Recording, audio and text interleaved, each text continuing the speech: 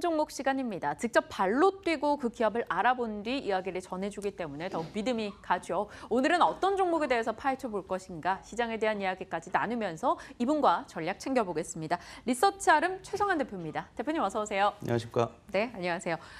오늘 리서치 아름의 또 리포트를 확인해 보죠. 보시다시피 하반기 증시 추가 하락에 대비한 맞춤 전략. 많은 이들의 구미가 확 당기는 제목이 아닐까 싶어요. 일단 시장에 대한 이야기부터 좀 나눠볼까요? 미중 무역 분쟁 우려가 현실이 되면서 실질적으로 글로벌 증시가 휘청이는 움직임이 나타나고 있습니다. 우리 역시나 그랬고요. 일단 오늘 장에서는 일단 반등은 주고 있는데 과연 연속성을 띌 수 있을 것인가? 그에 대해서는 의문이고요. 7월 이제 하반기 본격 진입했습니다. 어떤 전략으로 저희 임해야 될까요? 예, 지금 시장 상황이 국내 대내적으로나 대외적으로 녹록치 않은 상황인 것 같고요. 지금 어떻게 보면은 무역 분쟁 이슈가 상당히 큰 화두가 되지 않습니까? 제가 짤막하게 이런 부분이 어떻게 앞으로 진행될지에 대해서 시나리오를 좀 정리를 해봤는데요. 네. 이걸 좀 보면서 말씀드리는 게 좋을 것 같습니다. 일단은 이번 그 무역 분쟁이 일어났었던 주요 원인은 미국의 금융위기 이후에 이제 재정 확대 정책을 계속 피지 않았습니까? 2009년도 서브프라임 이후에 미국은 계속 달러를 찍어내는 그런 상황이었었고요. 네. 실제적으로 그것의 그 효과를 인해서 경제가 상당히 성장했습니다. 다우지수는 잘 아시다시피 2009년도 9,300포인트에서 지금 24,000포인트를 넘어선 수준이고요.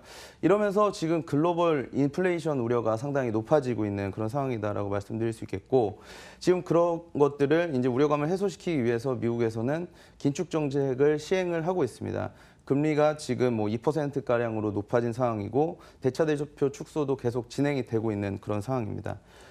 이런 부분이 어떻게 보면은 긴축 재정의 효과가 나타나야 되는데, 한편으로는 이제 방해 요소로 대중국 무역 적자가 상당히 높다. 네. 이런 부분들을 해소를 해야 된다라는 얘기들이 계속 나오고 있고요.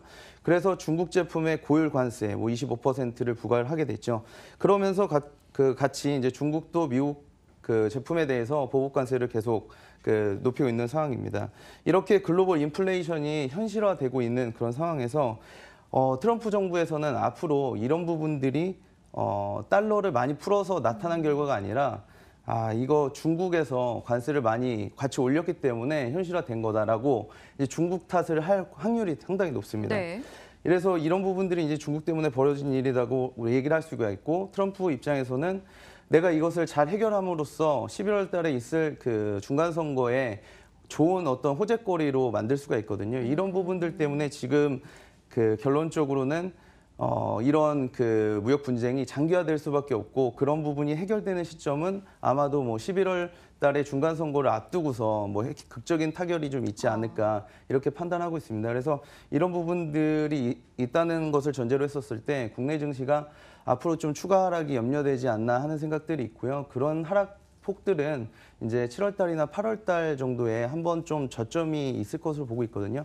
그래서 이런 부분들을 좀 감안하셔서 좀 현금화를 일부 해두시거나 이런 부분을 저점 부근대에서 집중 매수하는 그런 전략으로 대응하시는 게 하반기 투자에서는 상당히 유망하지 않을까 이렇게 보고 있습니다. 네.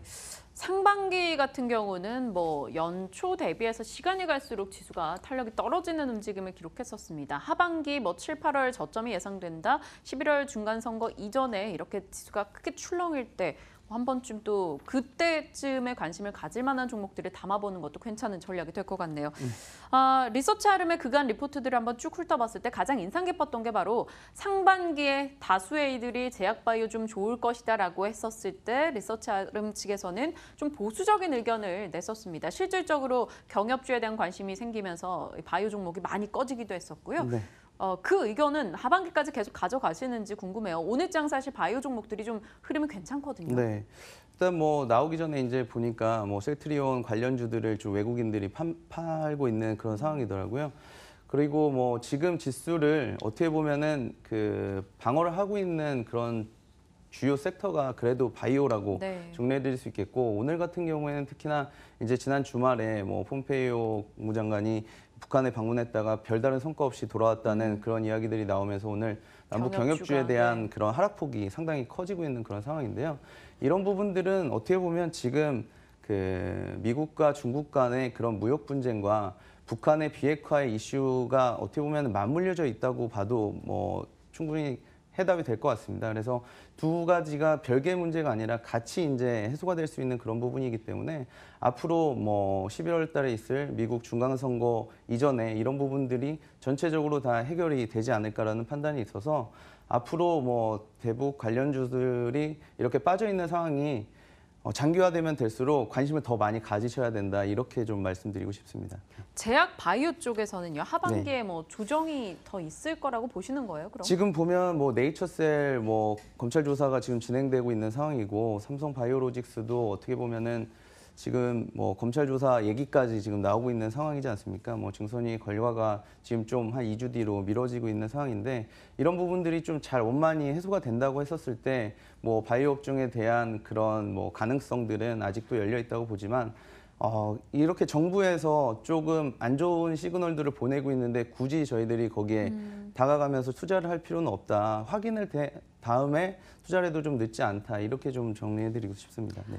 남북 경협주에 대해서는 사실 그간 긍정적인 의견을 많이 주셨습니다. 저희 뭐 특집으로 남북 경협 관심을 가져볼 만한 송전주라던가 여러 가지 종목들의 이야기를 다루기도 했었고요. 실질적으로 상반기에는 그들 종목 관심도 많이 받았는데요. 오늘 이렇게 흘러내리는 거 보니까 사실 좀 두려워지거든요. 근데 하반기에도 경협주는 더 좋을 것이다라고 이야기 주신 건가요? 예, 저희가 어떻게 보면은 지난해 11월 달서부터 관련 업체들을 정리도 많이 했었고 관련 업종들에 대해서 보고서들도 많이 내면서 실제적으로 6월 말 기준으로는 수익률이 상당히 괜찮았습니다. 네. 뭐 종가 기준으로 봤을 때는 한 68%가량 상승을 했고요, 평균적으로. 그리고 또 뭐 고점 기준으로 봤을 때는 저희가 한 200% 정도 주가가 올랐었거든요. 네. 그래서 보고서 쓰고 나서 주가는 이렇게 많이 올랐지만 저희들이 한 가지 아쉬운 부분들은 좀 고점에서 매도할 수 있을 시그널들을 좀 주지 못했었다는 점이 상당히 좀 아쉬운 부분으로 남아 있습니다. 그래서 이런 부분들 뭐 하반기로 가면서 뭐 적극적으로 좀 매수 타이밍이나 매도 타이밍에 대해서 좀 말씀드리려고 하고 있습니다. 네, 앞으로도 리서치 아름의 보고서를 여러분 잘 살펴보시는 거 필요할 것 같아요. 지난 7월 2일에 글로벌 무역 분쟁 수혜주로 꼽아주셨던 종목이 바로 사조해표였습니다. 뭐 상한가를 기록하는 등의 한 주간의 수익이 80%가 넘기도 했는데요. 미중 무역 분쟁 이슈가 나오고 나서 계속 뭐 수산주나 뭐 식품주 쪽에 관심이 많이 가요. 이런 네. 부분은 또 어떻게 보십니까? 그러니까 일단은 그런 부분들이 시장에서는 이제 방어주 성격으로 본다는 측면들이 많이 있었는데 네. 저희들 같은 경우에는 지금 국제 대두 가격이 어떻게 보면은 미국에서 판매하는 대두가 상당량이 되거든요. 그런 부분들을 중국에서 사줘야 되는데 지금 관세가 부과되면서 시장이 많이 풀리고 있는 상황입니다. 그래서 공급 과잉이 되면서 지금 한 2달 만에 한 16%가량 콩 가격이 지금 국제 콩 가격이 빠져 있거든요. 네. 그래서 이런 부분들을 착안을 해서 콩을 원재료로 하는 회사들을 좀 찾아봤었는데 그게 이제 지난번 저희들 방송에서도 뭐 샘표나 샘표식품 같이 이렇게 뭐 그 콩을 이제 원료로 하는 그런 장이나 이런 것들 만드는 회사들이 있었고 사조해표 같은 경우는 이제 콩을 이용해서 지금 식용유를 생산하고 있는 업체지 않습니까? 네. 그래서 이런 부분들이 원가 절감의 측면에서 상당한 그런 뭐 실적 상승 메리트가 있다라고 말씀드릴 수 있었고 국제 대두 가격은 인터넷에서 뭐 쳐보기만 하시면 다들 확인하실 수 있는 부분이기 때문에 이런 부분들을 뭐 주가 측면에서 판단하시면 상당히 좀 좋은 수익을 거두실 수 있지 않았을까 하는 생각들이 있습니다. 그렇다면요, 뭐 한 주간 지난주 지수 흔들림 속에서도 뭐 샘표라던가 이 사조해표도 그렇고요, 움직임이 참 좋았었는데 지금 급등하는 이 자리에서도 관심을 가져도 되는 겁니까? 저희가 지금 사주 해표 같은 경우에는 보고서 지난주 보고서에 나타났다시피 적정 주가를 저희가 21,000원 정도까지 네. 생각을 했었거든요. 그런데 지금 뭐 고가 기준으로 19,300원까지 올랐다가 지금 14,000원대로 조정을 좀 받고 있는 상황입니다. 그런데 지금 하반기로 갈수록 이 대두 가격은 좀 하락세가 나타날 것으로 보고 있고 네. 실제적으로 이런 효과가 나타나는 것은 이제 3분기에 상당 부분 실적으로 보여주기 때문에 우리가 이제 3분기 실적이 나타나는 뭐 11월 달까지는 뭐 실적 기대감으로 인해서 주가는 뭐 괜찮을 수 있다라고 말씀드릴 수 있겠고 오늘 같은 경우에는 뭐 기존에 너무 올랐다 보니까 좀 기술적인 조정이 있는 것으로 판단이 됩니다. 그래서 앞으로도 이런 그 미중 간의 그런 무역 갈등이 강화되면 강화될수록 뭐 사조해표라든지 샘표 같이 이런 뭐 콩을 원재료로 하는 회사들에 대한 관심들은 뭐 투자자들한테 많은 관심을 받을 것으로 이렇게 보고 있습니다. 네, 샘표는 뭐 상한가까지 들어갔네요. 출발할 때부터 급등 VR가 발동되더니 오늘 쭉 탄력을 키워나간 움직임이었습니다. 샘표나 뭐 사조회표에 대한 의견 들어봤고요. 짤막하게요. 하반기 주식시장의 살아남을 전략 전해주실까요? 그간 말씀 주셨던 내용들이 너무나 시장에 부합한 게 많아서요. 네. 그러니까 저희들은 아무리 좋은 이슈가 있더라도 주가가 좀 바닥에 있는 종목들만 많이 이제 관심을 갖거든요. 네. 기존에 많이 올라 있었던 종목들을 굳이 뭐 지금 시점에서 살 필요는 없을 것 같아서 뭐 지금 시점이 저점인지를 판단하는 그런 작업들이 가장 중요한 것 같습니다. 뭐 주식이라는 게 공포에 사서 호재에 팔으라라는 이야기가 있는 것처럼 지금 좀 현금화를 많이 하셔서 좀 그런 저점을 잘 판단하시는 그런 투자 전략이 제일 유효하지 않을까 이렇게 판단하고 있습니다. 지금은 사실 버티기보다는 또 현금 비중을 늘려보는 것도 하나의 전략이 될 수 있을 것 같습니다. 진정 뭐 저점에 대한 움직임이 나왔을 때 또 담아가는 전략을 챙기기 위한 뭐 선 작업이라고 생각할 수가 있겠죠. 리서치 아름에서 앞으로 또 어떤 섹터나 종목에 대한 의견을 내놓는지 저희가 계속 추적하면서 의견 나눠가도록 하겠습니다. 자, 오늘 리서치 아름 최성환 대표와 함께했습니다. 대표님 고맙습니다. 감사합니다.